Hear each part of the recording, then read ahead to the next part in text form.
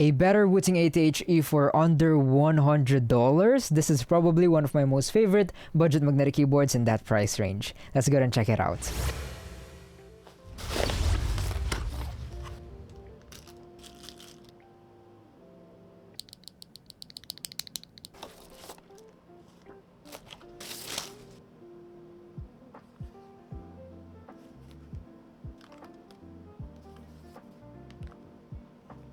Nice simple secured packaging. All of the accessories that you will be needing will come with the keyboard. Now, first impressions on the keyboard, I think it does look pretty nice, clean. It does have a gradient here. Now, it is made out of plastic, but still does feel very high quality. It does have some weight. Comes in around 991 grams. Then for the switches, these are the EPOMAKER Dusk Rise magnetic switches. Closed bottom, gave you guys all a sound test earlier. They are pretty stable, minimal wiggle wobble. They feel and sound pretty smooth. But yeah, here's a little sound test with the switches and the keycaps on.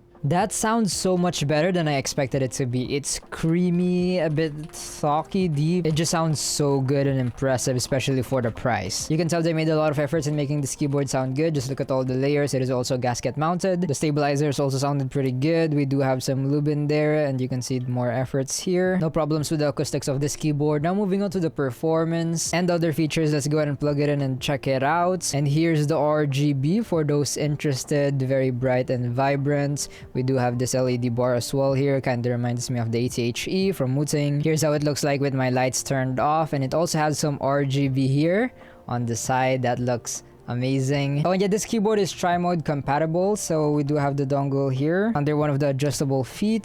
Let's go ahead and plug this in. Then let's switch this to 2.4G, but we also have Windows Mac here option if you want to change that.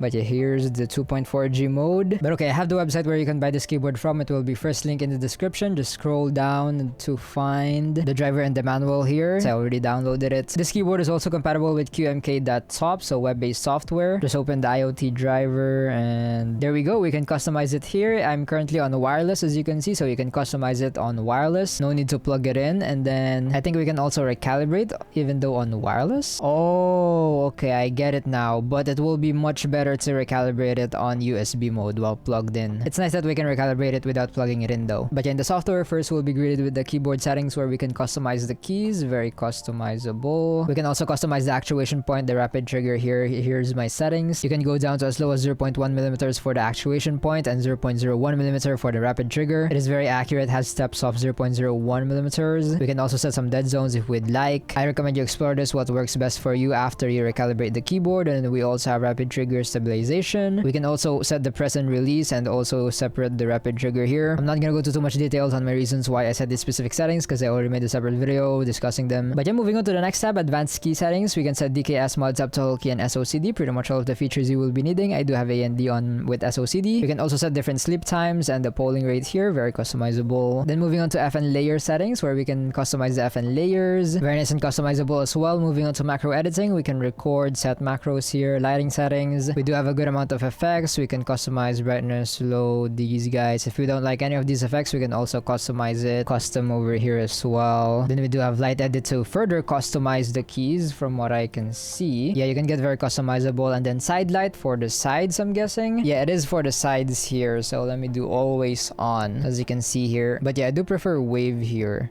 And yeah, it does change. Now, I cannot find a way to change the LED bar here though. Yeah, I also don't know. I might just be missing it. We can also save our work. So if you want to have some saved light settings. But yeah, moving on to local configuration. If you have some configurations saved, I guess you can set them here. And then community share where we can share our configurations, light effects, stuff like that, macros. Then moving on to profiles where we can log in or register. Then for the more, this is where we can update. We need to be in wired in order to update. So let me just plug this in. And yeah, we're already on the latest firmware. Very nice. We can restore are factory settings. You can ask AI, login, register, change language. Yeah, that's pretty much it. Very nice. It's easy to access software. All of the features you will be needing is over here. I love that it has a web-based and a downloadable version here. But okay, now for those interested on the keyboard inspector results, we did set this to 8000 Hz polling rate. So let's see. This is on wired, by the way. And yeah, that is very accurate. 8000 Hz polling rate. Okay, now it's on wireless mode. Here's the results for wireless. 8000 Hz polling rate as well. Very nice and accurate. Oh, and by the way, the scanning rate of this keyboard is apparently 256,000. But for the polling rate, 8000 as you saw earlier. Oh, and by the way, if you want the best performance, please do not use this keyboard on Bluetooth. But yeah, it's nice to have that option. Now let's go ahead and test this out with my latency testing tool, OSL TTCS. Now I'm not gonna go into too much details on how this latency testing tool works because I already made a separate video about that. But what it pretty much does is it measures the time between when the keycap comes into contact and when the computer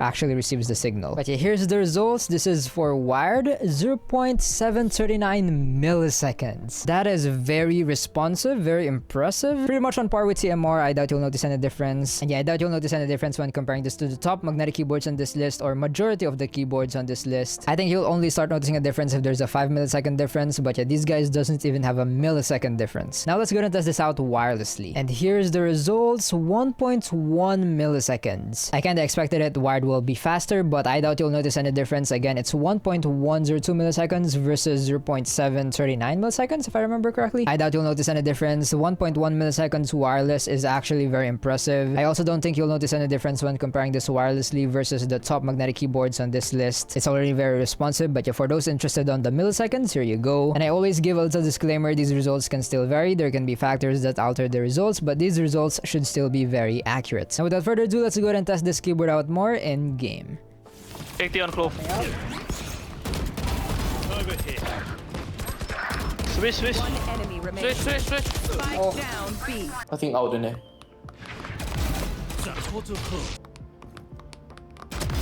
Headshot.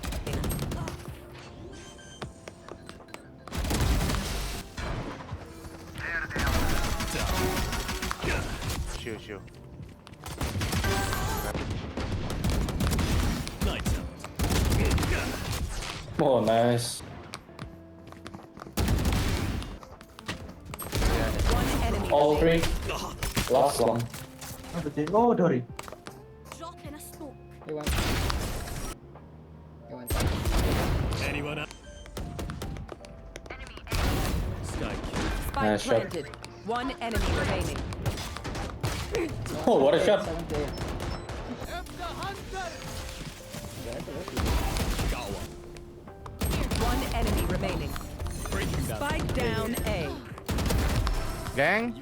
So after playing and testing with the EPOMAKER G84 HE, here's my experience so far. Now you saw the latency test, my gameplay definitely won't hold you back when gaming, very responsive, all of the features worked. As soon as you press the keys, they do actuate. As soon as you let go, they do deactivate. SOCD was amazing. I didn't encounter any issues with it and with the whole keyboard pretty much, or at least when I was gaming. For typing, there is very minor issues like on very sensitive settings, the keys on very sensitive settings, they can double click. I mean, it's kind of expected when they're on very sensitive settings. So yeah, you can add some dead zones, explore, or have a different profile again for typing, so that double click doesn't happen. Very easy to fix. And while in the topic of typing, you heard how good this keyboard sounded like. For me personally, I really liked it. Can totally be personal preference, but yeah, it's so good. I think it beats other magnetic keyboards with double or triple the price. I mean, since we're comparing it to the Wooting 80HE, I think stock, this is better sounding. Personally, I also think it sounds better than other magnetic keyboards with aluminum cases. There's something about this having a plastic case making it sound more unique and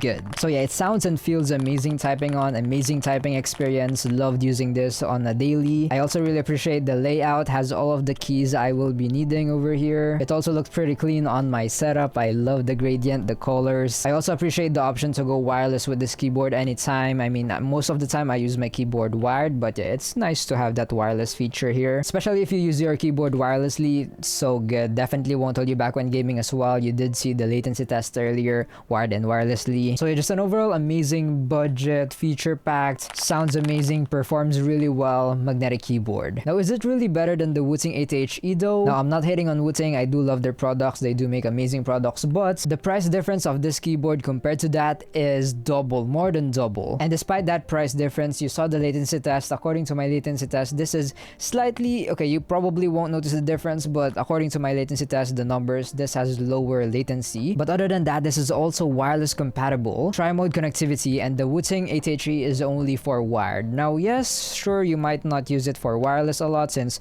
you're probably on your setup already, you can just plug it in. But still, having that option to go wireless, and it's also very responsive wirelessly, it has a battery inside, that is just impressive for the price. And like I mentioned earlier, I personally think this sounds so much better compared to the stock Lekers of the Wooting 80HE. Now, sure, you might be able to expect some more quality on the Wooting. I mean, it's more expensive, and as well as a better software, sure, but hey, this already has a decent quality and software. I don't really have any complaints with the software and the quality of this keyboard. So yeah, I think there will be a lot of people that will find this more preferable and a much better option, especially if you're on a budget. Anyways, I would recommend it. I think it is worth it. So good for the price, so good for under $100. But how much exactly is it? Now, you can probably get this keyboard for lower if there's a sale going on, but right now at the moment of filming this video, you can get it for around $84.99. I don't know if they'll give me a discount code, but if they ever do, I'll be putting it just before the link in the description, so that maybe you can get this keyboard for even lower, even though that's already crazy. But yeah, for around that price, $84, that is amazing. Just knowing that this is under $100, so if you charge me $99 for this, I still think it would be worth it.